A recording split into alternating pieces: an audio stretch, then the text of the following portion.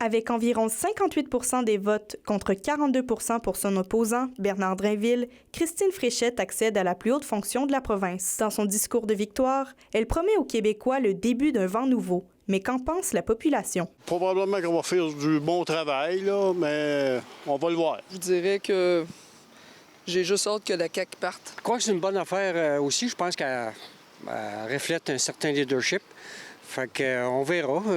On fait qu'elle fasse ses preuves. Je pense que c'est elle qui va être bonne pour remplacer monsieur. Oui. Je suis contente que ce soit une femme, une deuxième femme première ministre. À part ça, je suis pas une fan de la CAQ. Ça fait que je lui souhaite bonne chance, en tout cas. Gilles Chapado, le président de la Conférence des préfets de l'Abitibi-Témiscamingue, a récemment eu l'occasion de lui présenter les dossiers prioritaires de la région. On a des déficits d'infrastructures, que ce soit des plateaux sportifs, que ce soit au niveau de la santé, au niveau du logement. Il y a beaucoup de dossiers sur lesquels elle devra se pencher là, dans les prochains jours.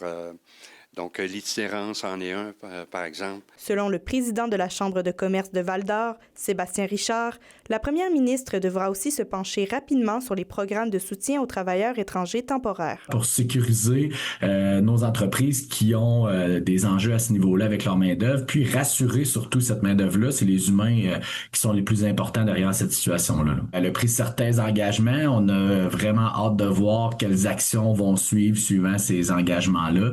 Pour l'instant, ce n'était que des engagements, donc on veut voir la suite. Mais surtout, c'est la nomination d'un ministre responsable de la région qui presse, et préférablement d'un élu sur place. Pour avoir une voix forte, pour s'assurer que nos enjeux sont bien compris, pour s'assurer qu'ils sont discutés autour de la table, on est bien souvent trop loin des gens qui ont un facteur assez important là, dans l'émancipation de la région. Il y a beaucoup de pain sur la planche pour la personne qui va être nommée ministre régional.